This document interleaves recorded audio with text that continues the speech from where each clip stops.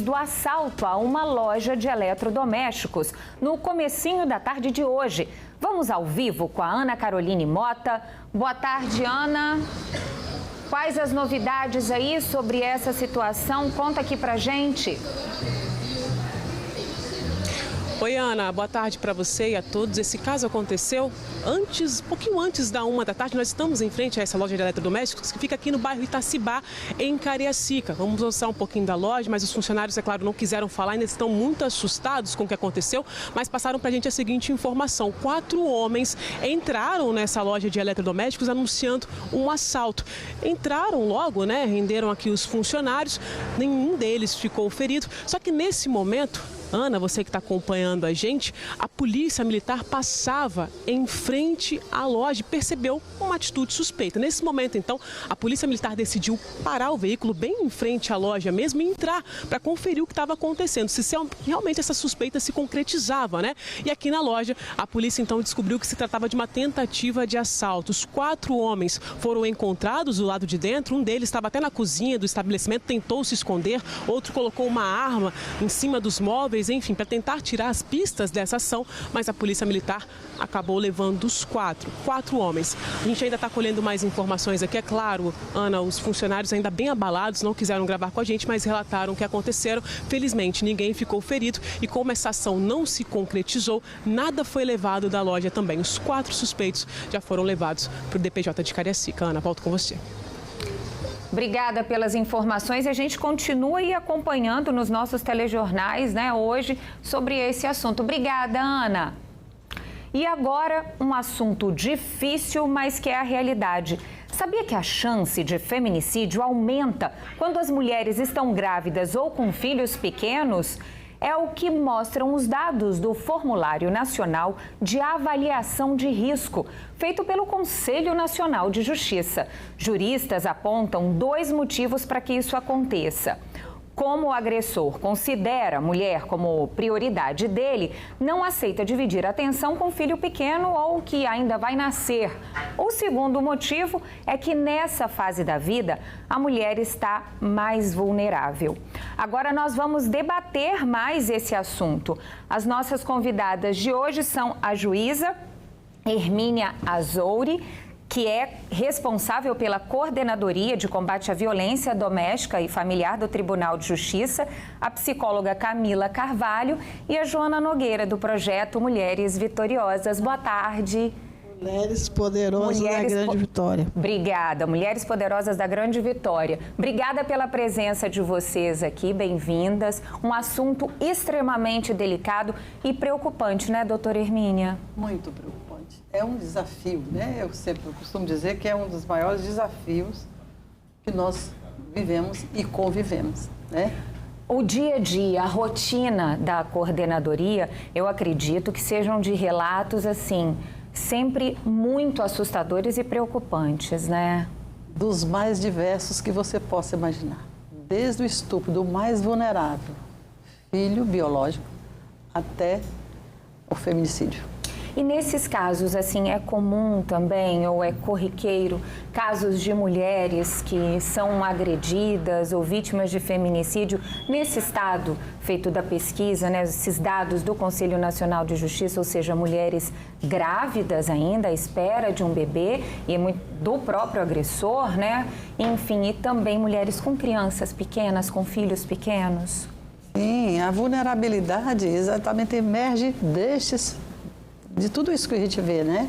Da fragilidade, da mulher que depende economicamente, socialmente, da mulher que não sabe sair daquela relação, por causa também da dependência afetiva. Então, tudo isso, a gente, com esse formulário de risco que traz para nós, né, mais conhecimento da vítima, né? E, de certa forma, veio colaborar.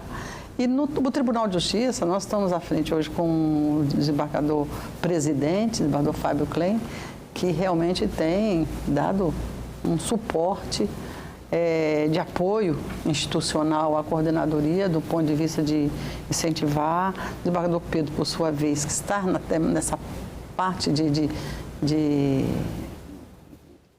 tecnologia, que até já tivemos uma conversa para que nós pudéssemos realizar um trabalho, um projeto tecnológico que vai, posteriormente, vocês vão saber. E tem também o desembargador Zardini, que é o supervisor das varas criminais, também nessa temática. É um trabalho em conjunto, né? Cada um com a sua, né? O presidente comandando e todos juntos trabalhando nesse combate. Exato. A doutora Hermínia, Camila, ela falou de um ponto assim que a gente ouve falar sempre. As mulheres, assim, em situação de violência, elas encontram essa dificuldade muitas vezes de sair disso, né? Se sentem ainda dependentes, têm receio de se livrar daquela situação por não saber como será o depois, né? Fala um pouco sobre isso com a gente. É importante a gente lembrar que muitas vezes a mulher vai se dar conta que ela vive um processo de violência quando vem para uma violência física. Porque o processo de violência nunca se instala no primeiro momento com uma agressão. Ela vai perdurando, vai acontecendo vários outros processos até chegar na violência física. São vários estágios, Camila? Né? Nós temos a violência psicológica. Né? Antes disso, que até chegar na física, vai vindo vários tipos de agressões, humilhações, privações de direito. Hoje em dia, com o uso de tecnologia, checar com quem a mulher está conversando ou proibir, restringir acesso às redes sociais. Tudo isso são formas de violência em que muitas vezes não é percebido porque vem como uma forma de cuidado. Né? Aí vem, às vezes... mascarado como se fosse uma proteção, um cuidado, isso. Quando, na verdade, a intenção não é Exatamente. A gente precisa ficar atento quando tudo vem pelo excesso. Eu quero muito cuidar de você por um excesso. Ah, mas esse short aqui não tá legal, essa saia não tá legal, acho que vai ficar vulgar, eu preciso preservar a sua imagem. É importante a gente ficar atento quando vem, né? E aí, quando a mulher vai se permitindo, vai se sentindo cuidada e não percebe que isso pode estar tendo uma forma de agressão, né? Até que o ponto que ela começa, às vezes, a reagir contra, ou até mesmo ela não entende algumas coisas e vai deixando, e isso vai progredindo. É uma situação bastante delicada. Por telefone, eu converso agora com uma mulher que viveu exatamente essa situação. O ex-marido tentou jogá-la do 10º andar e, detalhe, ela estava grávida. Para a segurança dela, nós não vamos identificá-la. Boa tarde, bem-vinda aqui ao Fala Espírito Santo. Ei, boa tarde, obrigada. A gente que agradece você hoje aqui trazendo pra gente a sua história. Conta pra gente como que isso tudo aconteceu. Uma das entrevistadas falou tudinho que acontece, né? Começou com um ciúme disfarçado de eu te protejo, né? Aí começou um tapinha, um empurrão, não vou fazer mais. Não tem que conversar com outro homem, você é casada. E aí foi indo, aí cada vez foi piorando, né? Aí, igual eu falei, quando eu me vi lá no 17º andar e ele me segurando e falando, me pede perdão pelo que aconteceu, sendo que não tinha acontecido nada, eu tive que pedir para poder voltar. Quer dizer, ficou completamente refém daquela situação pelo medo do que estava prestes a acontecer, né? Sim. E a dependência, e eu ainda achava que eu estava errada. Tudo que eu passava, eu sempre me culpei, eu estou errada. Você se sentia culpada diante daquela situação de estar vivendo aquilo? Sim. E grávida, né? Grávida. Minha gravidez todinha foi assim. Você estava grávida de quantos meses quando isso aconteceu? Quando começou, eu estava grávida, sempre foi, né? Do início do namoro até eu ganhei o neném. Então, quando aconteceu isso, eu estava de 3, 4 meses, vamos botar. Era mais no início ainda. E como que foi após essa situação? Quando isso aconteceu, você conseguiu sair daquele momento? Você buscou ajuda? Ou você ainda sentiu receio de buscar ajuda? Como que foi o após? Permaneci na relação ainda 2 anos. Durante 2 anos? Ajuda, não, porque eu era culpada. Na minha cabeça, eu era culpada de estar provocando aquilo nele, aquela raiva nele. E você não comentava isso com ninguém? Lá a gente morava em Belo Horizonte, então no nosso meio ali era muito comum a mulher ser agredida e aguentar. Então eu comentava, ela, não, isso vai passar, é só um nervoso, ele vai mudar. E nunca mudou. E é um ciclo, né? A gente vai e volta e é um ciclo. E que não para, né? Não para, ele fez Joana, com as outras 3, fez com a atual também. Pois é, Joana, um relato tão forte, tão dolorido, e que vocês também já devem ter ouvido aí relatos de outras mulheres que passam por isso com tanta dor, né?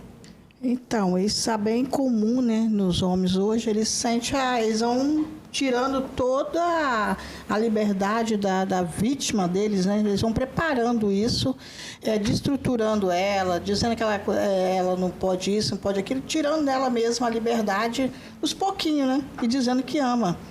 E quando a pessoa vê, já está nessa situação, né? O psicológico dela já não está se portando mais. A maioria começa a tomar remédio. Eu tenho ouvido muito da mulher, ela tomando remédio porque já não aguenta mais, se sentindo culpada. Isso é muito comum, deles colocar a culpa em cima da sua presa, né? E a pior situação, quando a mulher vê, o tempo passou, ela viveu um bom tempo com esse agressor, né? Dessa forma, destruturando ela. Ontem eu ouvi uma menina falando, mas ele falou para mim que agora eu estou gorda. Não foi assim que ele me conheceu. Mas para que eu vou me cuidar se eu não posso sair de casa, se ele não deixa eu sair de casa? Todas as vezes que eu falo que eu vou visitar alguém da minha família, ele se impõe e arranja uma confusão. E eu acabo ficando para agradar ele, para não ver mais discussões. Então, tem esse tipo de agressão, como ela falou aqui, que é o psicológico, que eu acho que é até pior, né?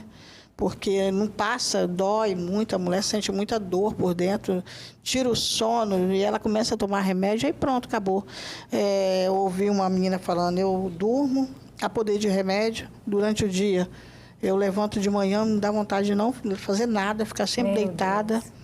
Eu levanto lá para tarde, começo a arrumar a casa, que se ele chegar em casa, não tiver nada no lugar, ele estiver fora do lugar, ele começa a falar e me colocar assim, a pior pessoa do mundo. É a questão da violência também verbal, né, doutora Hermínia? Exatamente. Na verdade, o que a gente está vendo, tudo isso aí, é histórico, é patriarcal, desde Brasil Colônia, desde as leis filipinas até os nossos dias. Só que no momento que nós vivemos, vocês divulgam, elas estão falando, embora você viu que muitas se calam. Nosso hashtag no tribunal é não se cale. E nós temos aquele assediômetro e aquele violentômetro, nós colocamos até nos coletivos, para que as mulheres identificassem de que ela ali na relação do assediômetro. Quando será se eu estou sendo assediada? Será se isso aqui é violência? Entender a situação. O que é violência doméstica? Então, às vezes eu me sinto assim, eu sou surpresada com algumas respostas. Quando a gente faz, você foi vítima de violência doméstica. Não, ele não me bateu. Olha a resposta que às vezes assim, eu tenho que explicar para ela que existe violência psicológica. Ainda entende como violência apenas o ato da agressão física. Então, eu falo sobre a violência sexual, sobre a violência moral, sobre tudo. Aí a gente fala, entendeu? E olha que nós fazemos muita divulgação em política pública, tá? Porque política pública, nesse contexto aí, está nas disposições gerais da Lei Maria da Penha. A Lei Maria da Penha é uma lei simples, considerada uma das melhores leis do mundo, mas eu vou te falar uma coisa. Agora, em 2022, que não terminou o ano ainda, nós estamos na metade do ano, sim, só medidas protetivas requeridas até o mês de março, abril, foram 6.925 pedidos de medidas protetivas. Ou seja, em 6 meses. Aqui, tá? No estado do Espírito Santo. É um número extremamente relevante muito e relevante. Importante, né? Exatamente. Então, inclusive, olha só, esse ano o Espírito Santo já registrou 15 casos de feminicídios até o mês de junho. E o perfil das vítimas bate exatamente com os dados divulgados pelo Formulário Nacional de Avaliação.